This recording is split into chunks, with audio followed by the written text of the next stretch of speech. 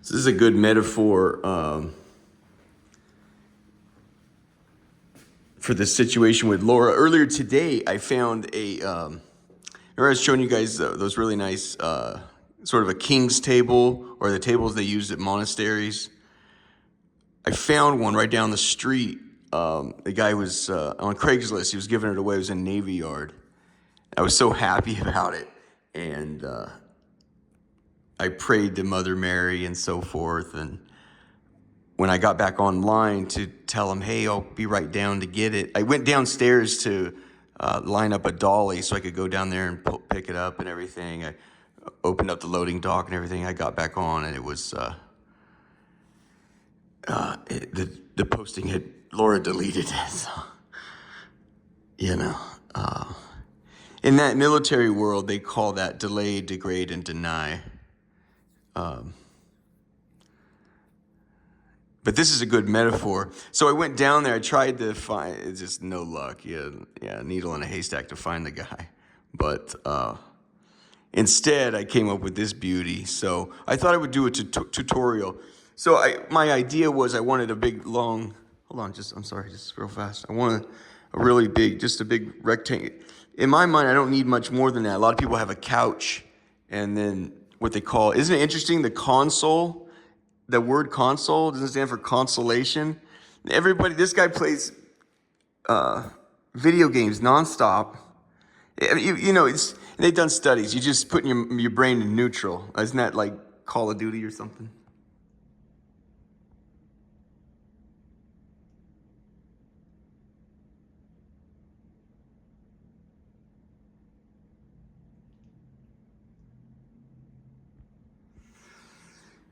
Anyway, so my thought, well, I was so excited to get this giant, it would, in my view, all I really do is study, eat, and pray, and a desk to conduct legal warfare, you know. The courtroom is a battlefield. If you don't know that, learn it now. The courtroom is a fucking battlefield. And if you want to know which I prefer. Now, on the south side, they'll put a blade through you and shoot you dead cold. On the northwest side, they'll get the door for you at the Starbucks, wish you a good morning, and they'll butcher you to death in the courtroom. As vicious as it gets in a courtroom. I mean, they'll fucking, I've had both. I've taken a blade and I've been put through a lawsuit. I'm telling you, I'll take the blade.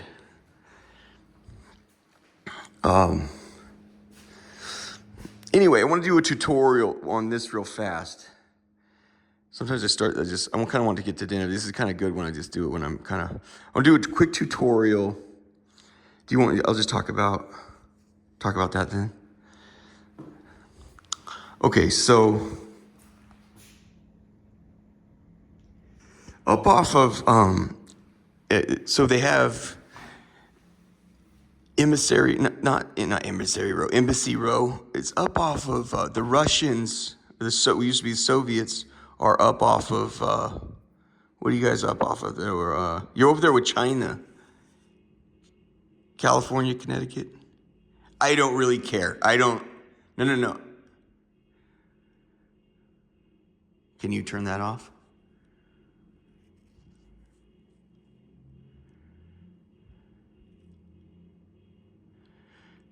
Okay, well.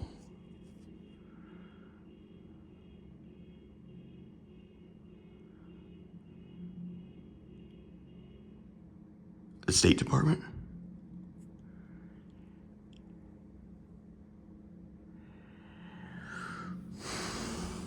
What do you want me to say about it?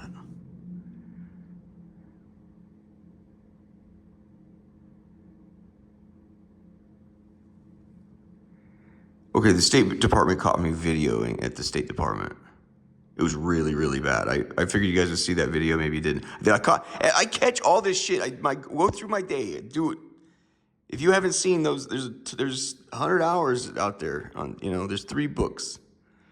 First one was 75 hours. The second one was 50 hours. We're about 25, 30 hours now on this book. So she caught me live. Caught the argument on I was dead. I mean, she caught me cold. And the security was right there too. All she had to say was, "Hey, he's right here." She was flipped out. It's like she couldn't put it together. Your mind sees it.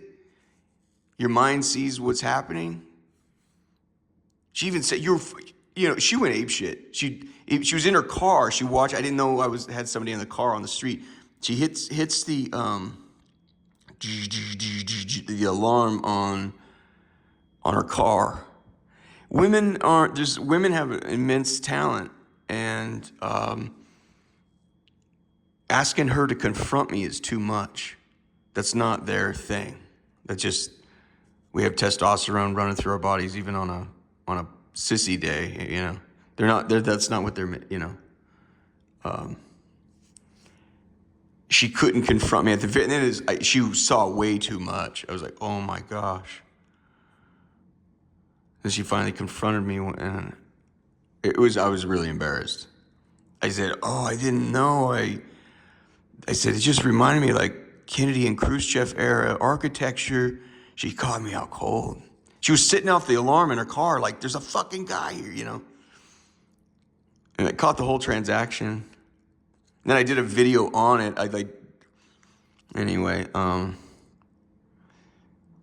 Yeah, the Spy Town, this stuff doesn't cease really. So this is a Power Seeker 114 AZ Celestron. And I'm just going to use it for,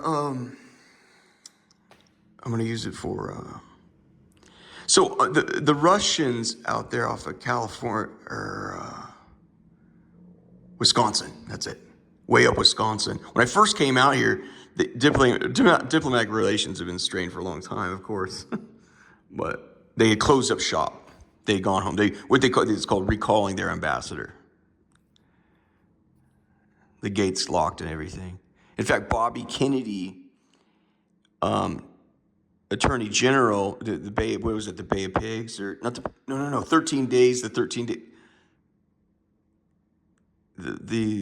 Cuba invasion. Bobby Kennedy, JFK's brother, the Attorney General, goes up to Wisconsin, right there, what we're talking about, and he says he's going up there and he didn't tell even his closest advisors. It was just between brother and brother, and that's kind of why sometimes it's nice to have somebody you trust, like family, in there, He kept his most trusted advisors out of the deal. I believe it was at that time Bobby was going up there to offer a deal. We'll take don't fuck around. This is serious, super serious shit. They got word to him, if you withdraw if you take the missiles, that's what it was, the missiles in Cuba.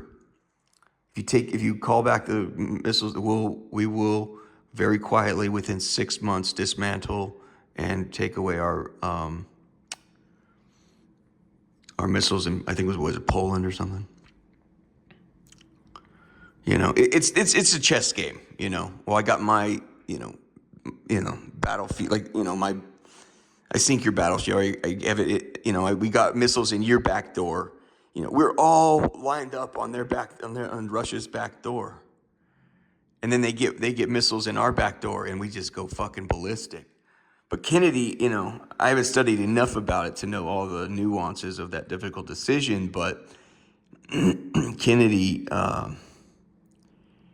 it was probably a very good idea to give up some fucking land.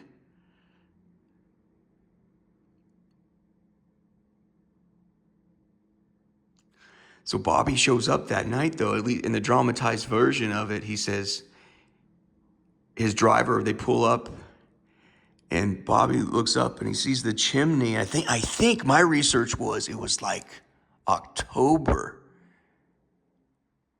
I think it might have been October, which it don't get busted ass cold till, November, December, January here.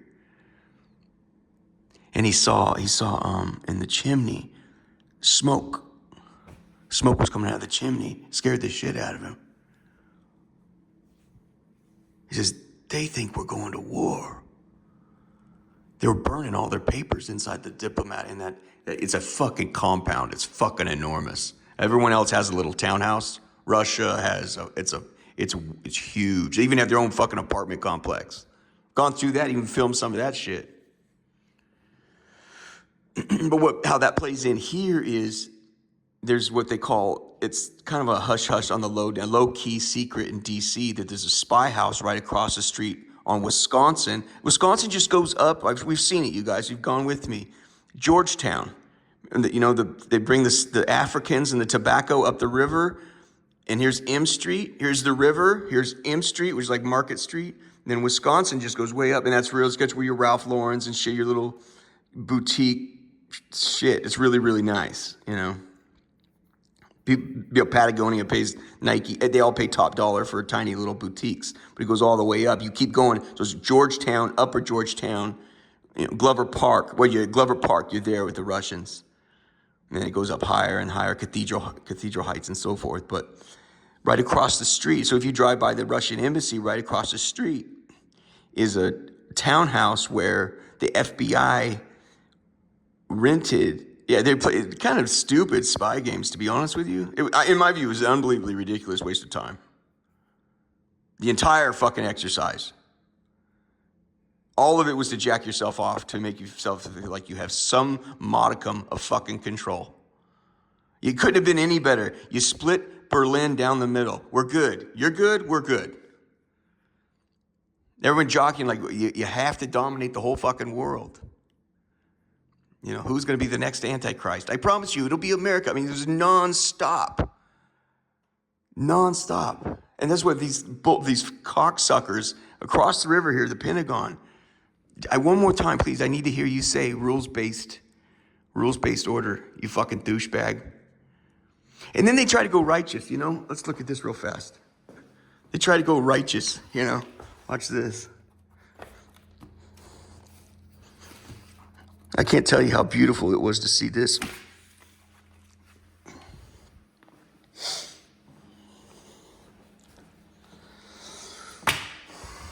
When I saw this, it was heaven. I mean, it shined like out of the sun came up from oh my gosh.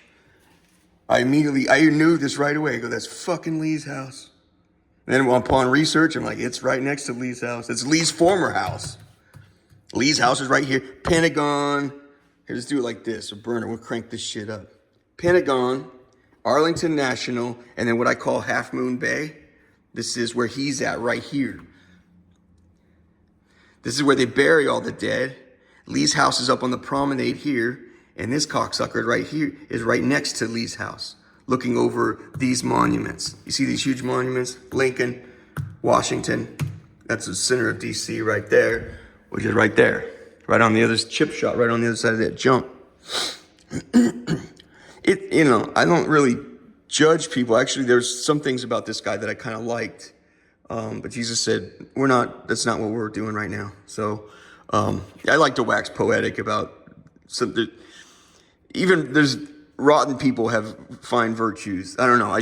I'm a fucking romantic or something, but so this is a 4-star General Miley, and but his thing was, and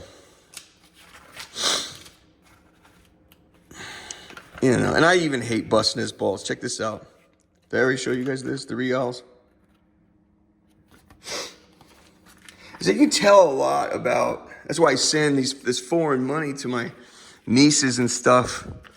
You can tell a lot about, a society, about their money. You know, what does it say? You know, if I go grab a few quarters and nickels in there, who do we put on the quarters and nickels? What were their value? Why did we put them on the quarters and nickels? Why do they say what they say on these reals? What, you know?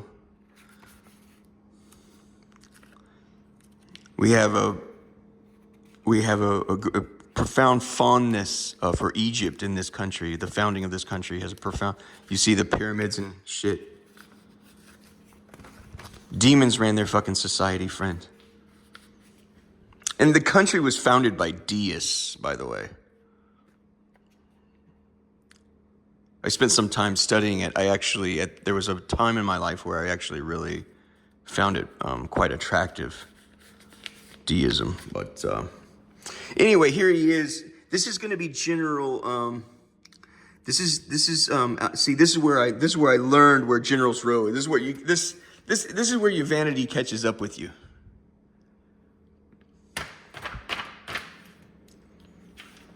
I'm like, oh fucking shit, and then I went through and I'm like, here's my notes.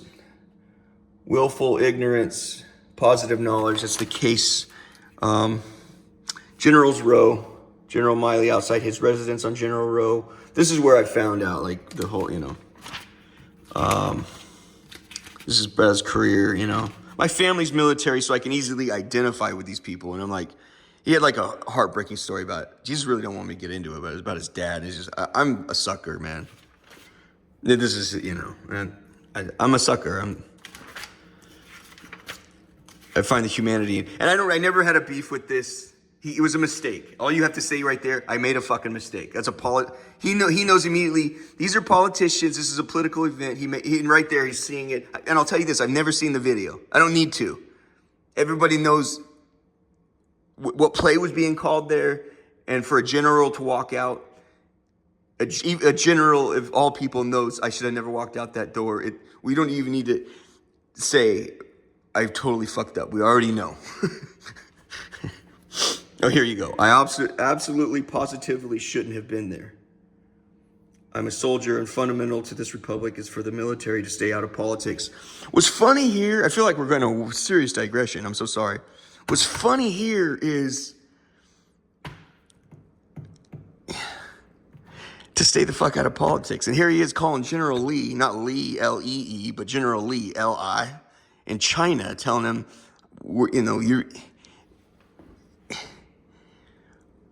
who was the Secretary of State that said, I'm in charge here at the White House? Mark, who said that? Haig, Alexander Haig, is that who it was? I'm in charge here at the White House. That's how he says it. I'm in charge here at the White House. Reagan, he just got shot. And he was a former general, got high. And so that's a weird place for the military to be.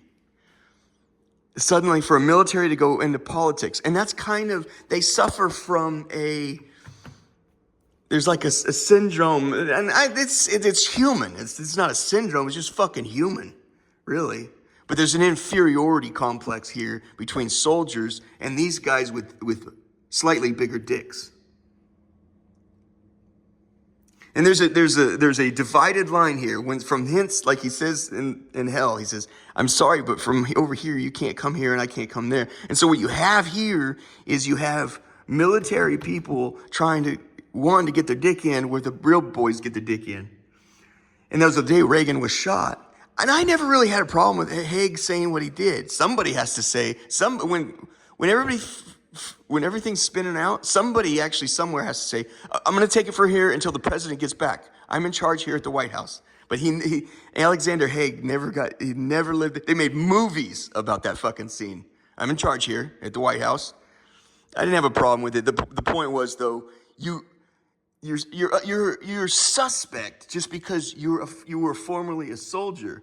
So anyway, this guy, I'm just telling you, there's an inferiority complex betwixt here and here. Okay, these are the Doberman Pinschers.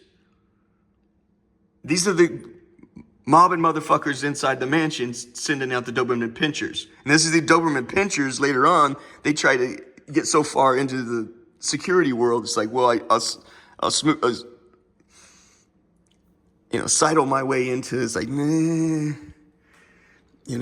You made a life out of fucking pure violence. That's what this is. You made a life out of fucking violence. These are diplomats. These are the people that reason.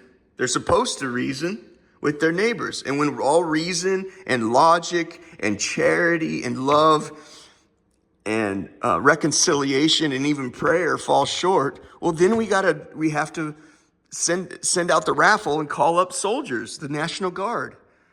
But we militarized this country, and we took all of. This is just I'm not. I was gonna see. This is actually. So here's Russia. Russia's here. This is a 50, 60-year-old map. I did got. It's about it. I was going to send this to my niece, but there's no ocean. This shows you the terrain underneath the ocean. Isn't that something? Here is they call it the graveyard of the Atlantic right here, off the Carolinas. They found the Titanic down in this basin, I think about 13,000 feet off Newfoundland. But anyway, so America, here's Russia here. Here's Europe. Here's Germany, Poland. We have alliances. Basically, our flag is planted all over here. The Russians pull off a stunt and plant their flag here. And we it's the end of days. 13 days. It's like JFK has to do everything he can to finagle, beg, cry if necessary. Yeah, and his staff hated him for surrendering missiles here in Poland.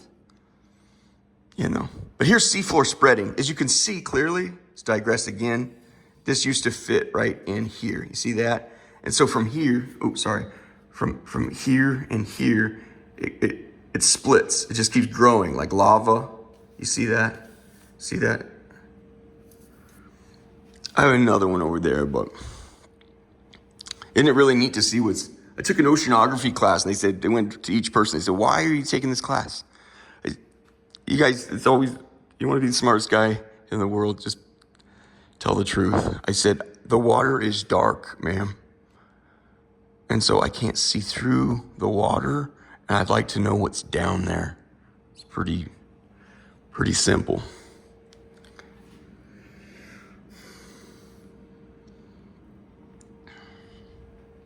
Anyway, hey, Busty and Sylvia, I would like you guys to get your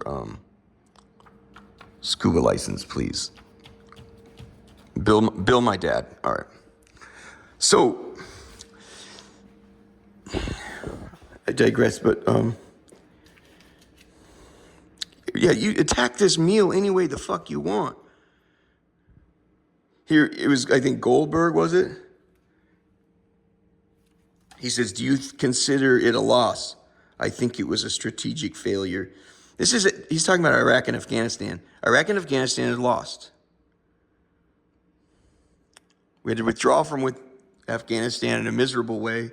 And the Wall Street Journal just posted today. How about that today, you guys? You did a special on,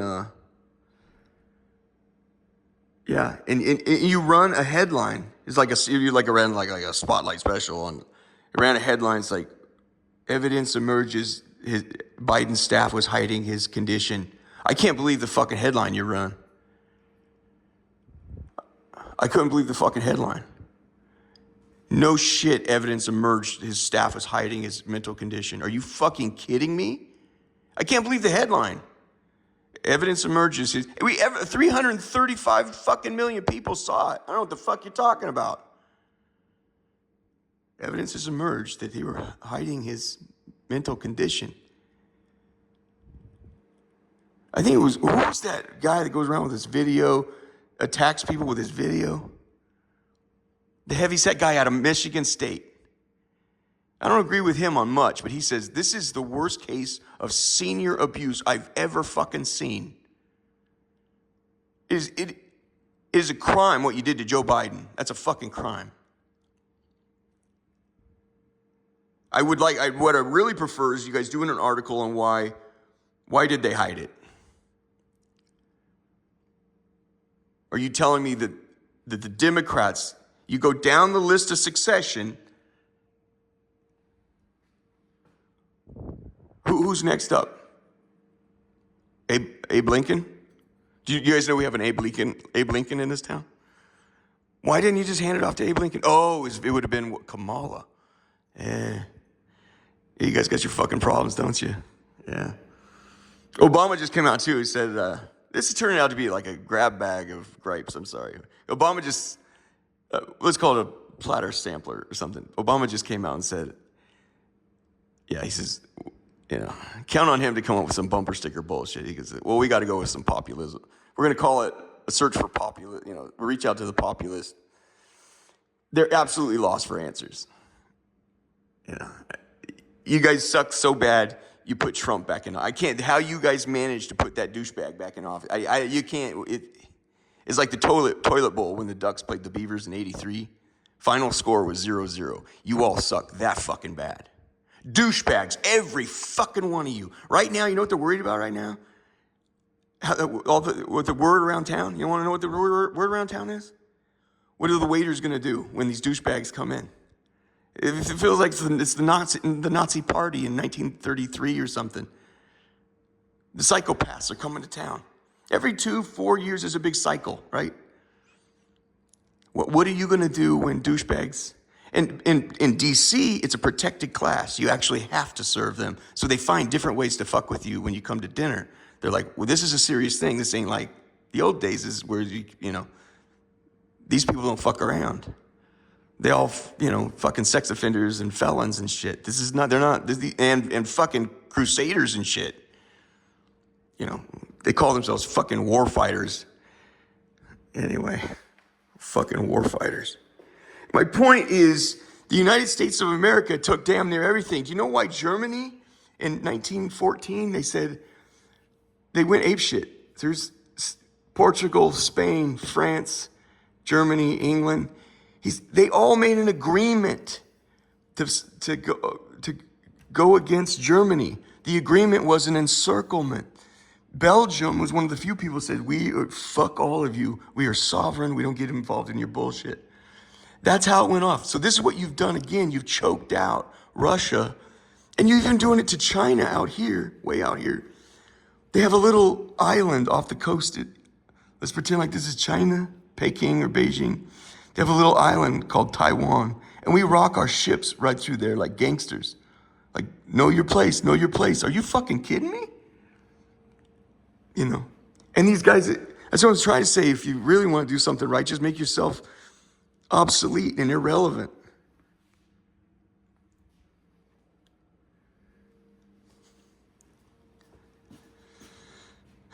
They want to make themselves so this big communist monster, you know, that we've all agreed Marxism cannot keep up with what we do over here. You can't. There's no way it was going to prevail. But you wanted to give yourself a job and you wanted a retirement.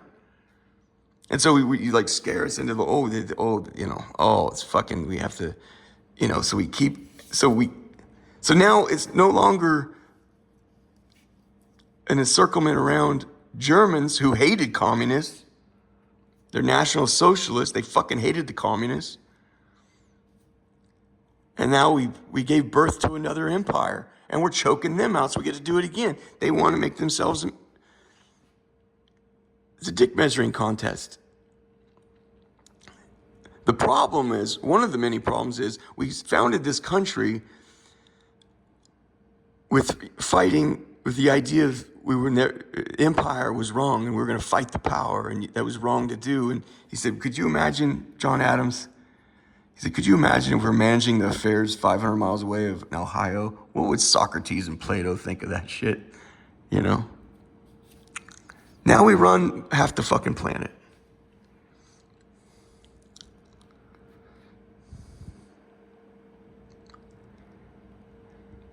Anytime you feel like you have to give up an inch, the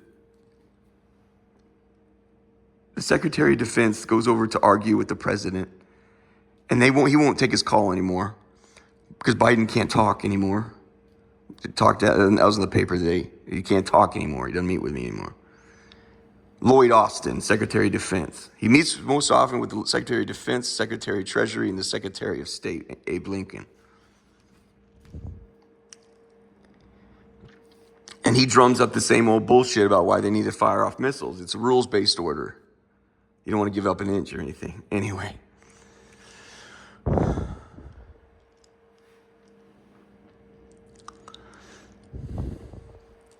not sure we kept digressing. I could just tear this meal apart right here. Where do you want it? Anyway, I just...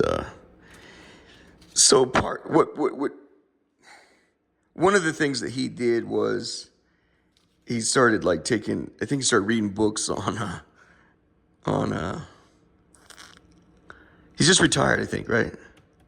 He's the Chiefs of Staff, chairman of the Joint Chiefs. He read books on transsexual stuff. That's an attempt. That's what it is it's an attempt to be like these guys. You know, you made a career out of brute violence, and now you want to learn how to use violence with your tongue. You want to learn reason. That's so he's mining for these things, right? He's mining for these things. I'm not going to coach him on how to try to make crossover into politics. I wish everyone well, man. I was fucking American soldier. All I see is my dad or my fucking uncle right there is all I see. You know, these are beautiful people, but I can't. You know, this is empire, man. We run an empire. You know.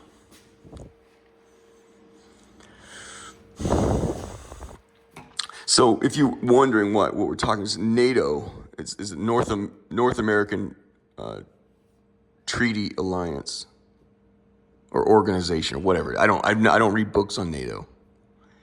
All these members are in bed with us. And so basically what the contract says, this is the encirclement we've created. It's how we created this, how the First World War went on, then the second, and now, you know, we have agreements. If you're in NATO, you have an agreement that if Russia or any other belligerent attacks, it is like an attack on Manhattan or New York, Washington, anywhere. We agree that your land is identical. An attack on you is an attack on us. And we're contractually obligated to support you. That's why you have the war in Ukraine, is because Ukraine has applied. I think their headquarters is up Luxembourg or the Netherlands. Ukraine has applied to be in NATO, and that's a long process to get accepted. But it means our countries back you. They're not in NATO. So if Russia attacks Ukraine, we all have to come to their aid. So we have to, right now, we just sell them missiles and shit like that, and then tell them how they can fight. Did you see the news 2 nights ago? They blew up a top general, just like this guy. They blew up, it's called the scooter bomb. I don't know what you guys got in that fucking little scooter. I don't know what it is, a tiny little scooter. Just the one you see on the block, you know? A huge explosion. It killed their top general. Their nuclear program or something like that. The reason for that, so Trump is a nationalist. Trump has made it clear, I'm not supporting. I think his stated position is I'm not doing all this shit where we're going to back Ukraine. In this sense, he's got a bit of a head on his shoulders to contract some of your shit. Take care of America first. I don't like all of how he portrays that, but it's kind of good. So what you have is Biden has been selling packages and so here's $500 billion or whatever to Ukraine to fight their war against Russia. So this is what you call a lame duck presidency. Biden leaves in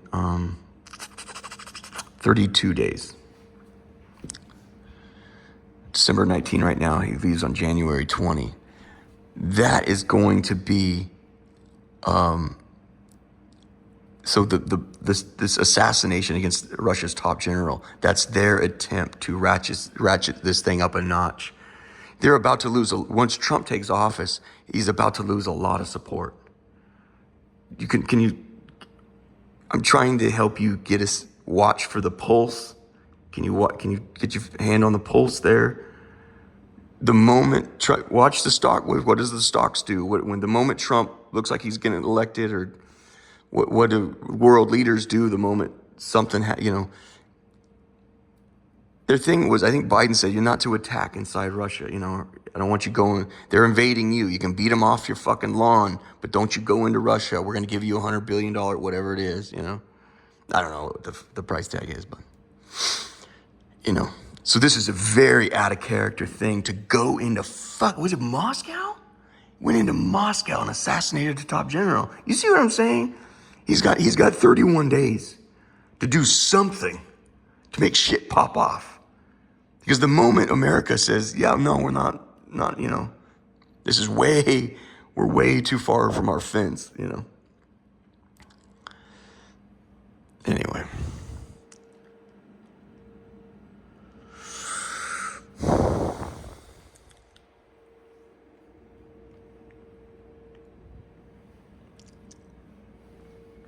So anyway, this is a perfect example of,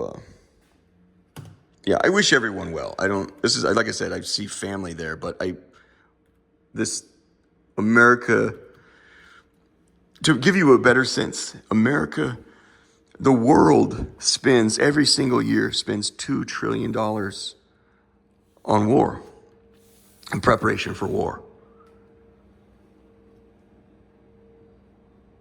$2 trillion. Over half of that is America.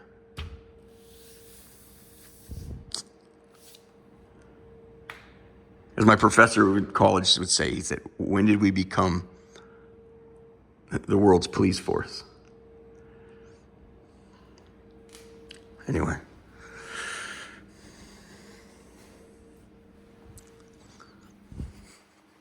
So the Russians had this thing.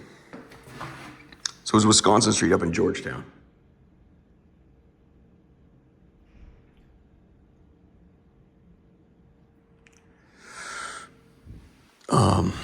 The FBI would post up in the house. They would rent the house across the street from the Russian embassy. And they would post up. They would put this shit like this here. Hold on.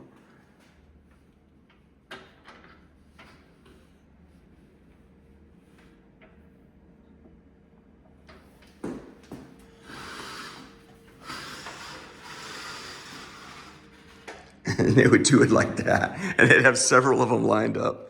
It was kind of an open, low-key secret that they were spying on everyone.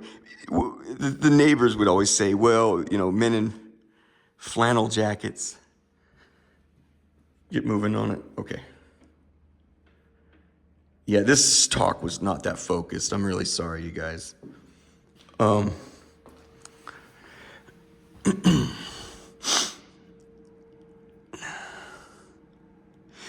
So the neighbors say, yeah, men in flannel suits would show up every 8 hours and change.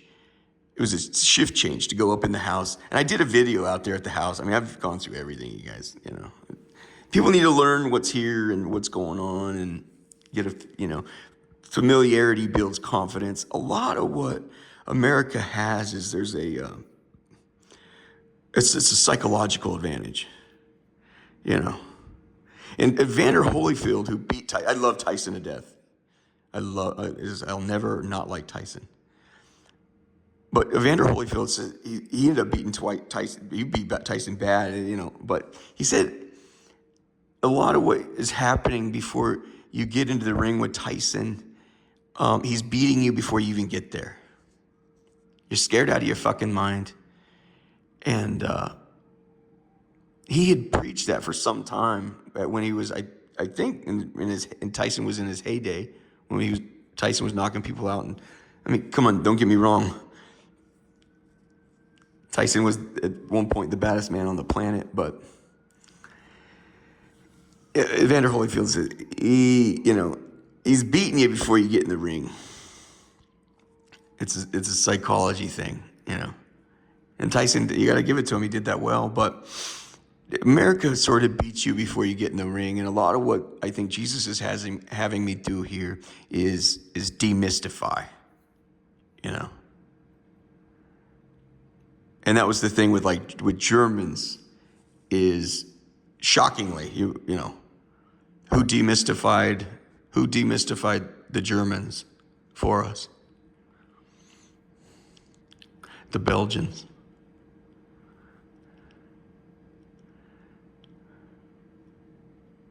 They were the first to take a sock in the face, just dead, a German onslaught. The Germans had to go through the Belgian backyard or side yard to get into France. And they said, it's sovereign ground. We don't care that no, we're fighting you. And they fought like lions. And even the Germans were fucking shocked.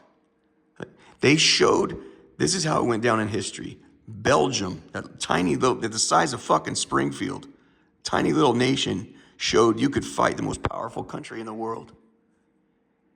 The Belgians showed the world you could fucking fight Germans. It was news to everyone. You can fight these cocksuckers.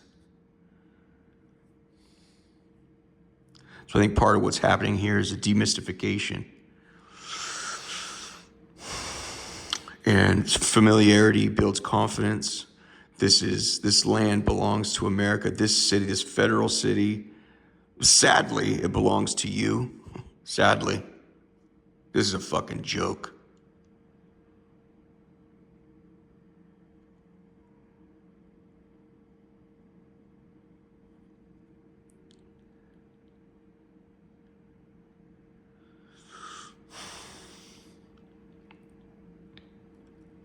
They actually, the house, the spy house I'm telling you about on Wisconsin, across the street from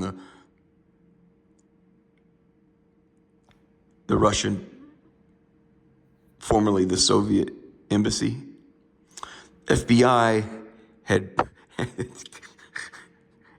I didn't know you guys were in foreign espionage. I didn't know that. That was news to me. I feel like an idiot. I thought this was solely the wheelhouse of the CIA, but whatever. They dug a tunnel under the street, under Wisconsin Street, and up into, and found their conference room. And finally, I think years later, they said they did a remarkable job. It was really impressive. The architects, when they went to the architects, do you know anything about this? He goes, didn't know a damn thing about it, and I don't know how they pulled it off.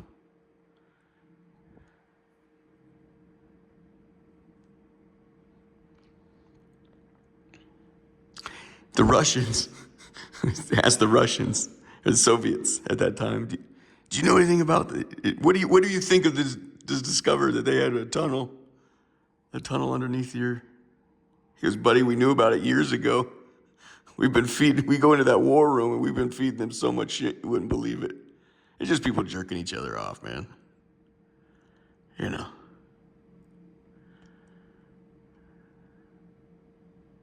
But eventually it becomes a problem, you know. The Sputnik will launch a satellite rocket into space with a dog inside, and America is a dick measure. We were humiliated by that. Imagine that, we were humiliated. So we go and, we can one-up you on that. We strap a gorilla or a monkey and launch that sumbitch into space. All we'd succeeded in doing was blowing up one puppy dog and one monkey. But this shit continues, and America has this, this thing for empire, We come over here because we want to allow our little hamlets and our little villages to run themselves. We fight the power, down with the empire. Truth is, if you really, guys, I think why we really did it, I think one of the real reasons we did it is we didn't want to pay our fucking taxes. Welcome to the fucking club. When we lie to ourselves and why we're going to war, well, we're just against empire, and against the tyranny. You owe them the money,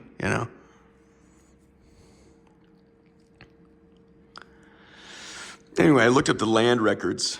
The houses next to that spy house, across the street from the Russian Federated, most of them are empty. There's a few holdouts in there, but I looked up the land records. It's all owned by the federal government. They bought it all up in my mind, because the truth is, you don't have to be an American citizen to buy American land. That's the FBI's way for keeping them from owning the fucking land.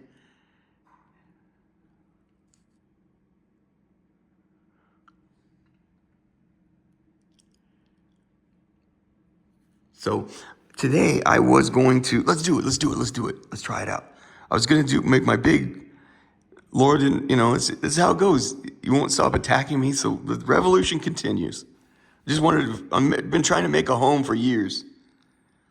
Oh, delete, a dining room table. It's like I can do my studies. I can eat my dinner in peace.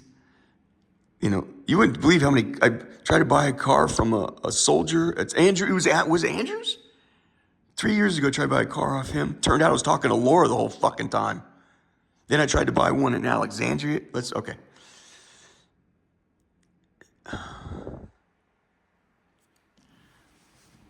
Let's go mobile. I don't know how we're gonna do this. Let's just give it a shot, huh?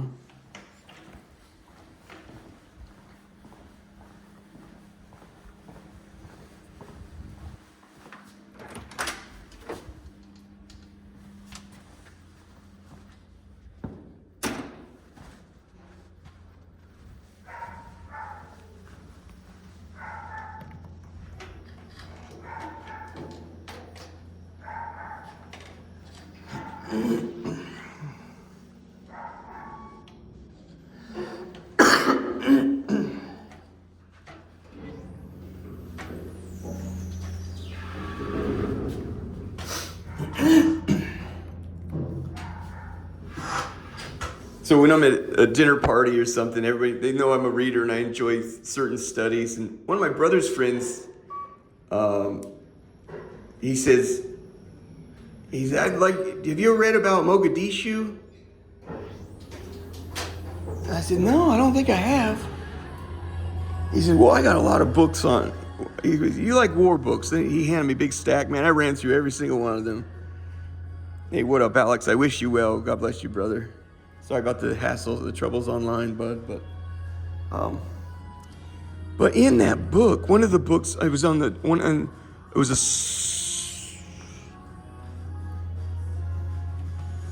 sniper in Iraq who, he says, my thing was I advocated I wanted to create a mobile sniper unit. Usually snipers set up. And he said, I really try to advocate a mobile sniper unit. And I've had some really good success with that method. And anyway, it's just one of the many books that Alex passed along. My favorite one was the one with the Night Stalkers with Mr. Mike Durant. Night Stalkers Never Quit. In the Company of Heroes. That's it. Thank you.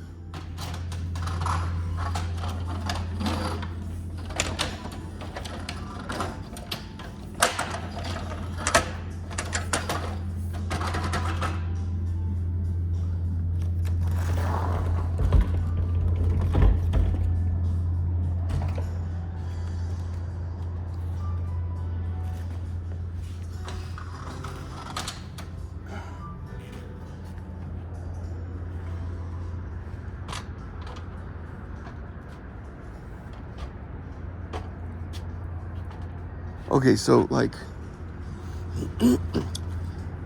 you adapt it to whatever feels like would help you. You give a certain night and you have several people, maybe multiple locations. We'll just set it up now.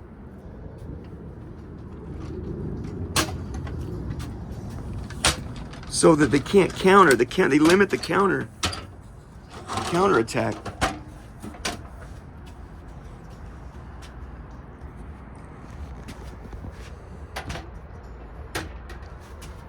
Something a little closer to, say,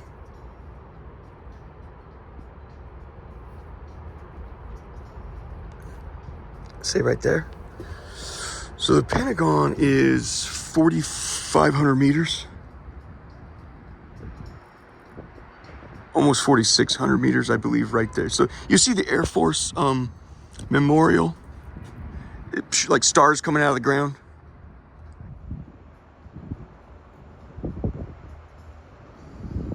And that's, excuse me, that's the Pentagon right below it. That's Lee's land. Okay?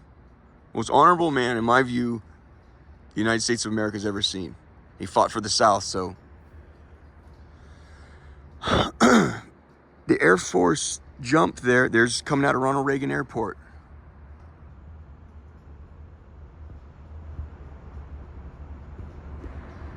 Excuse me. Thank you. The memorial there is a psychological reminder to the people in the Pentagon that a plane will never strike that part of the Pentagon again. You can imagine after a jetliner flies, and that's where on 9/11 you had a hijacker fly the jet into the side of that building. Well, imagine putting new soldiers or administrators of soldiers in those buildings and sitting in that same damn window. It makes you very, very nervous. And Eli Lilly or whomever, Big Pharma would love to sell you medications. Why you have a problem if you can't stomach this society that has been shoved down your fucking gullet. That's the Pentagon. It's almost 4,600 meters. That's within range. This is a 4.3-inch barrel. This is almost identical to what you're looking at when I said I want to hit with 4.2s or 120 millimeters. These are 4.2s, and they're 35-pound shell, right? I mean, it's very difficult, and that's when we say huck loogies.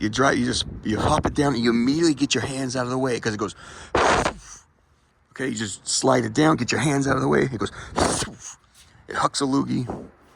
Excuse me, I need to be careful here. So this, they close this down. The closing hours are between 12 and 6. No one's supposed to be up here. There's no locks. They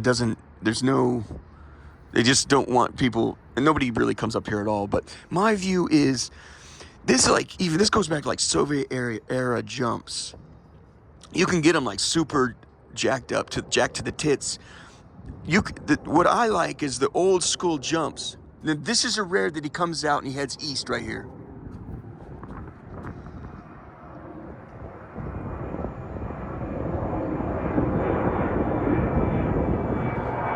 I feel like they've got a new route coming out of Ronald Reagan, but the point is there's 3 parts to the older model. We even used it in Vietnam. We've used it. It goes way back.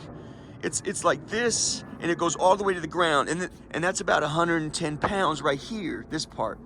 And then there's 3 parts, this one, and then there's the plate at the bottom. And that's about 100 pounds as well, because it springs off so hard, you need to keep, the plate keeps it from, you don't want to lose your coordinates. And then this part, I don't think it's a tripod, it's more like there's 3 parts, you're going to be lugging around 350 pounds, divided by 3. My point is, you can bring it up in a bag. I should have brought it up with the bag. I've got a military bag. You just put it. We bought it online. You can bring it up piece by piece. You just set it there, hide it or something. Nobody goes back there. And on whatever day, whatever your objectives. I don't know what the fucking objectives are here with this situation. Excuse me. And if you launch from several sites, it really fucks up with the air traffic, not sure where, and then, what I'm saying, when kind of like integrate that idea with a mobile attack, mobile sniper attack, mobile mortar attack. Try that out. I mean, that was the problem in like the big wars with the moment you launch a mortar, you give away your position, but that's only if they're fucking watching. So the moment you launch one, you'd have to I can't talk about everything.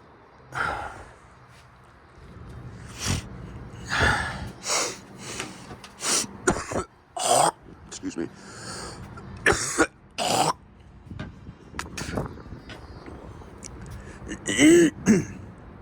I wish you guys would pipe some Christmas music out of here.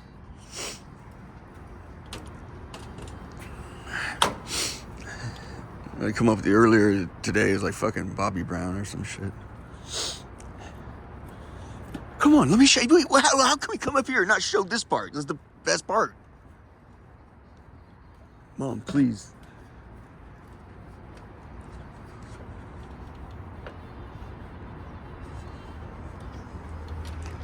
Okay, so the White House, Congress, Capitol Hill is right there.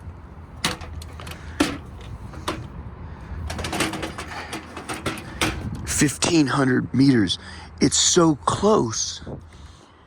It's so close. It's almost too close. You almost have to shoot it. You almost have to go straight up and almost hucking a loogie on top of yourself. It's really close. It's a chip shot. However, and then this way here,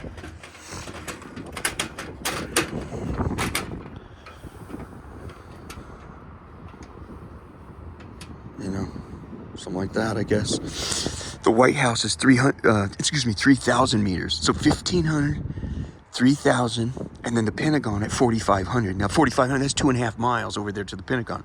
But it's all in range. You can do double that. You could hit double. You could, I would, to give you a, longer time, one by one, you have 3 parts to the 300-pound machine. You bring them up surreptitiously over time. You can hear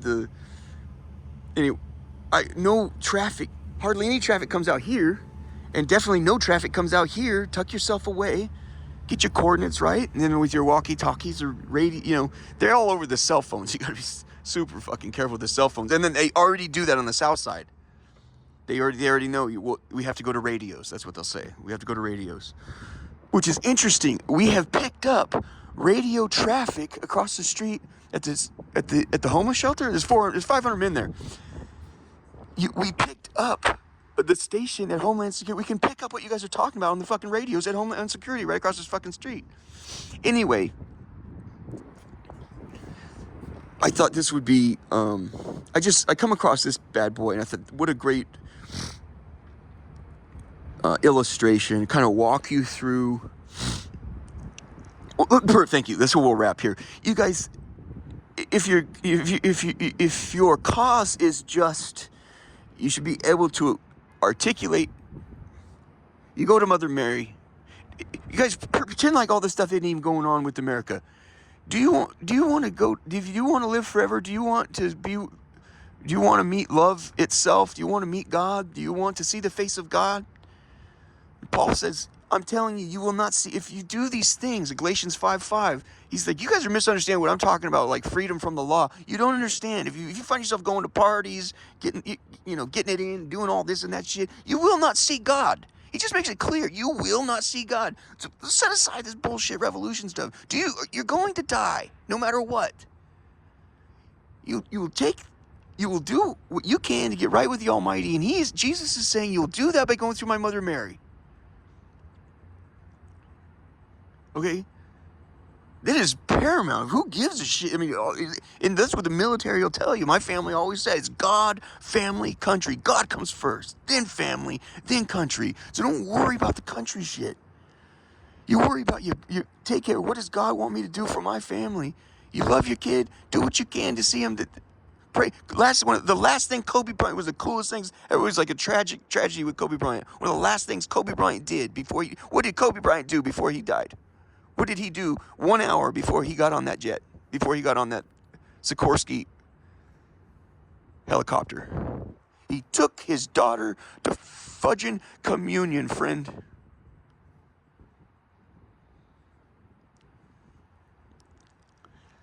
I just tried to cancel it. I guess we're going to go a little.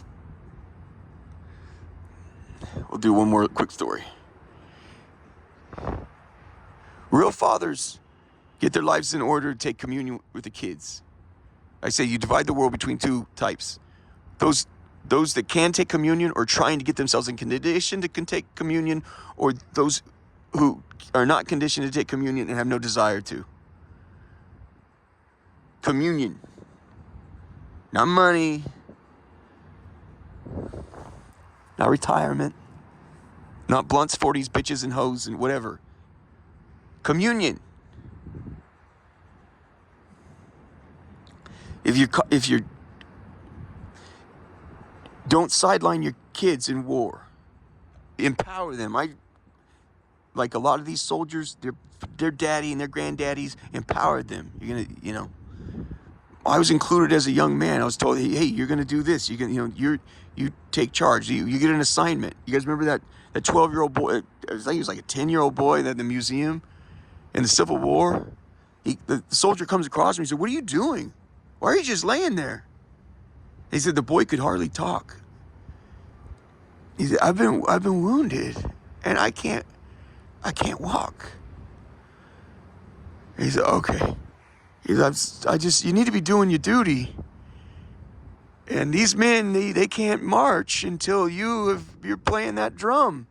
It's the sound of the music that keeps you moving through the bullets, And the boy says, "Well, if you carry me, I'll drum it through." And so there's that statue of a Civil War soldier putting that little boy on his back, and that little boy pounding away on the drum. Don't sideline your kids. Let them participate. Tell your kids, you're smarter than me. You're going to do better than me. Allow them to help carry the mortars. Allow them to participate. Shit, man, in Poland, there was that's a pretty little scene.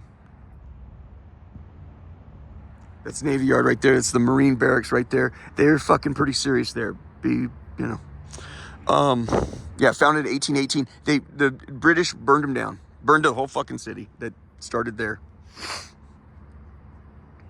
Yeah, they were digging in the gold was supposed to be dug in the parade grounds. They were for the payroll.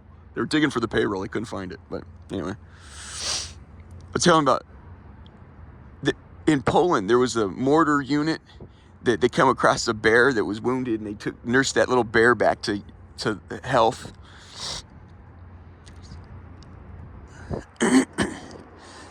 that bear grew up drinking beer with those soldiers. Excuse me. I've been sick for 14 days, you guys. Tomorrow makes 14 days, but that bear grew up drinking beer with them soldiers on the front lines in, I think it was Poland. The mortars are very, very heavy. The bear's job was to go back he would pick up the big box of mortars, and he'd carry a crate of mortars, hold 5 or 10 mortars set it down, and the bear would go. Then after the day of battle, they go have a brewski. And my point is, children are in fact the future. Empower your kids. I was empowered as a young man, and that's one thing. I've hurt my family immensely, and the sad thing, the part about it is I stand by it. I'm sorry for your pain. I'm sorry but you raised me to kick ass. So, but I have really given them a hard time. But I'll tell you, the one thing that they've done right is the rights empower children. I cannot tell you to what great lengths they will go to empower a young man or a young lady. Very young. They'll call a little girl, that's ma'am. A little boy, that is sir.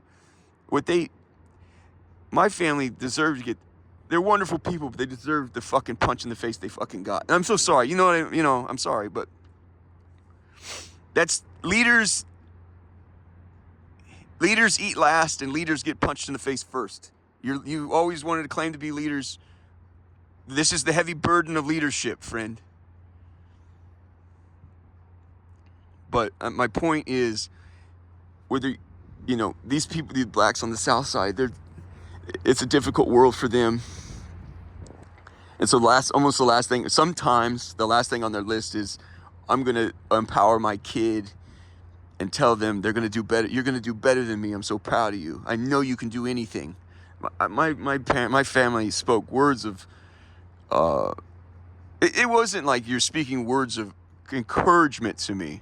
I was told, you're going to see, these are your values, and you're going to see things through. That's what helped me, empowered me to get through this stuff. There are black men that I have a roommate at the shelter gets up every single morning to pick up his kids and take them down to the school.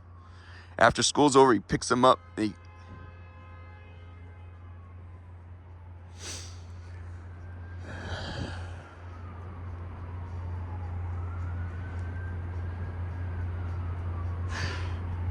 Merry Christmas.